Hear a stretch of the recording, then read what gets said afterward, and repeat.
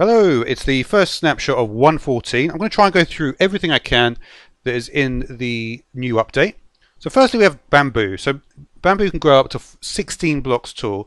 It looks a bit different at the top, but you can break it easily and it will drop any block that's above it. Also you can stand on it and go down. If you want to break a bit faster, it's a lot faster with a sword.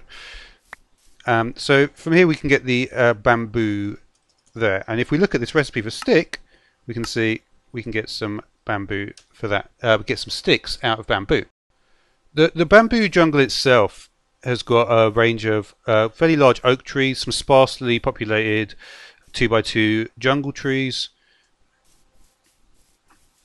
and as you can see, large fields of bamboo.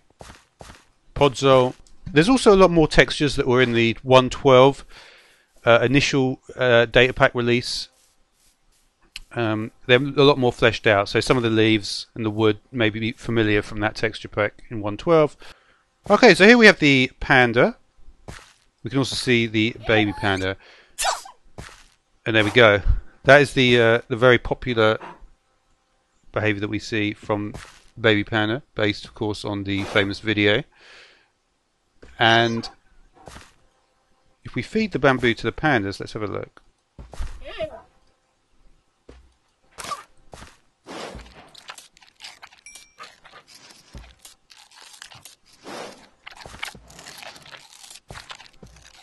Wow. Okay. It looks like there's... Oh, for some reason I thought this flower was the panda's headband for a minute. Okay, so another few things you can do. If you plant the bamboo, you can see it goes really small, and then you can grow it from here. And you can see I'm keeping bone milling it. And you can see it sort of becomes... It's interesting how it segments in terms of the bottom becomes thicker, the top is smaller, and then it gets at the top it gets the leaves on it as well. You can also put it in a flower pot. Okay, so we can also use the bamboo to smelt items as well. Okay, here we can see we have the angry panda. You can see the angry panda because the eyebrows are in the angry shape. We'll get back to this one. Here we have the playful panda. The playful panda is has got it actually has different behavior as well. It's got, you can see the tongue there. This is the weak panda. You can see the little snot. And this panda, you can see this is actually a happy panda. Oh no, sorry, it's not a happy panda. It's a lazy panda. So, and you can tell the lazy panda by the smile on the smile on the lazy panda's face. There are also, I believe, more pandas. But yeah, they all have sort of slightly different behaviour as well. The playful panda certainly moves around a lot. It does the rolls a lot. But yeah, they're basically there's various genes. So yeah, let's now talk about some of the things we can do with dye. So now lapis becomes blue dye. We also have this new flower called the cornflower found in plains, which also becomes blue dye. We have an ink sac, which becomes black dye. We also have the wither rose, which also becomes black dye. We also have the lily of the valley, which is a new flower, becomes white dye, same as bone meal. So it's all being sort of sectioned off like that. Now, if we craft something here, so say we have an oxeye daisy, a mushroom, another mushroom, and a bowl. Take this suspicious stew, and you can see we get the regeneration effect. And each flower can provide a different effect. So, for the cornflower, and it's only for a short period of time though. So the cornflower, you can see we're going to get a jump boost. For the lily of the valley, got poison.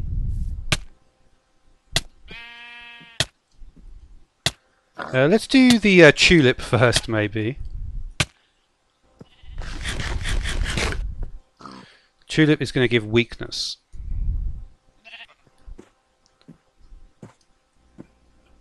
The Wither Rose now is going to give the wither effect for a few seconds. It's normally about 7 seconds, I think. The Azure Bluet. Blindness. Pretty cool effect. And you can see a lot of the graphics on the right hand side have actually been updated, which is pretty cool. Okay, now the Allium. It's going to give fire resistance.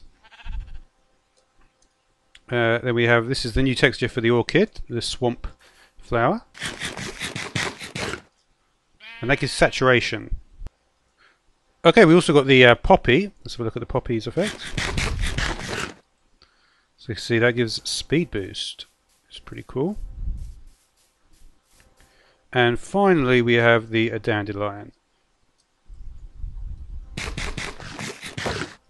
Also gives a saturation effect.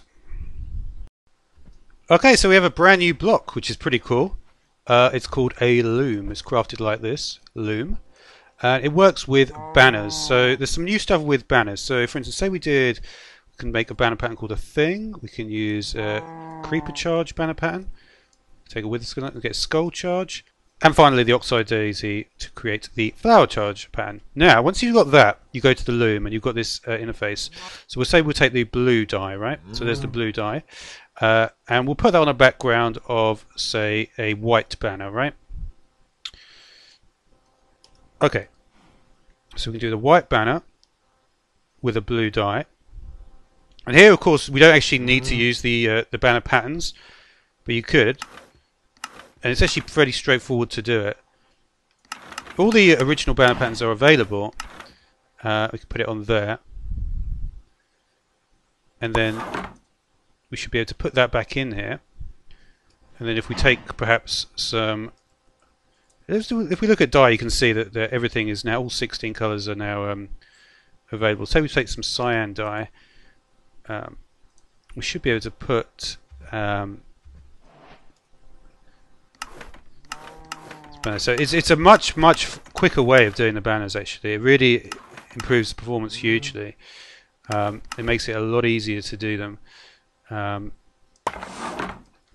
the sort of effects you can get, yeah, really cool. Leaves now have got a chance to drop sticks. And so this is one of those features that you think, I wonder when that change came in, and it was now in 18W43.8. Okay, also pandas eat cake. So there's a whole new range of slabs, stairs and walls as well. As well as the smooth stone blocks. Okay, so let's talk about the crossbows now. So there's 3 enchantments of crossbow. There's quick charge, piercing and multi-shot. And the crossbow is pretty simple to do. What you do is you hold down right click. Once it gets to this stage, you can see once the animation stops, you can let go. And then an arrow appears in the center of the crossbow, and this will let you know that it's ready to fire. And then you simply tap.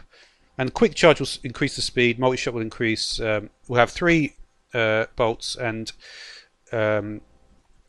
piercing will be able to go through a certain number of enemies, depending on the level. So the thing about pillagers is because they are a ranged mob, you don't really want to be using your crossbow. At close range, the pillagers are fairly straightforward, right? And they drop emeralds. The Illager Beast is interestingly... Let's have a look if we put some rabbits down. And then we put an Illager Beast down. What we should be able to do is if we stick close by the rabbits, you can see that the Illager Beast is going to be nowhere near. And the Illager Beast is incredibly aggro. The fact that he's gone this far away is quite a good sign. So what you could do if you're fighting an Illager Beast is go next to a load of rabbits. Say you've got multi-shot is actually quite good, isn't it, on the beast? Okay, so really the way to fight the Illager Beast is with a shield, right?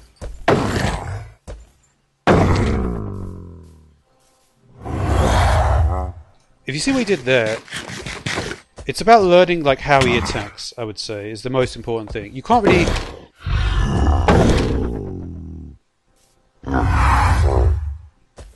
See, what you want to do is you want to try and hit him at the beginning of when he does the...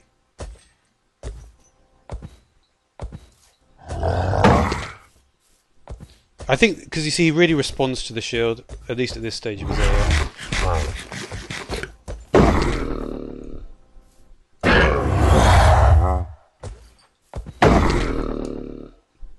He's also got a very good reach.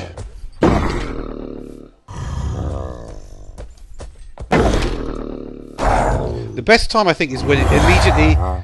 You can see the effect he has on the other mobs. The best time to get him, I would say, is immediately when you see his head go down. Like that. And there's a 100% guaranteed drop of a saddle. So yeah, that will do it for now. Thanks for watching.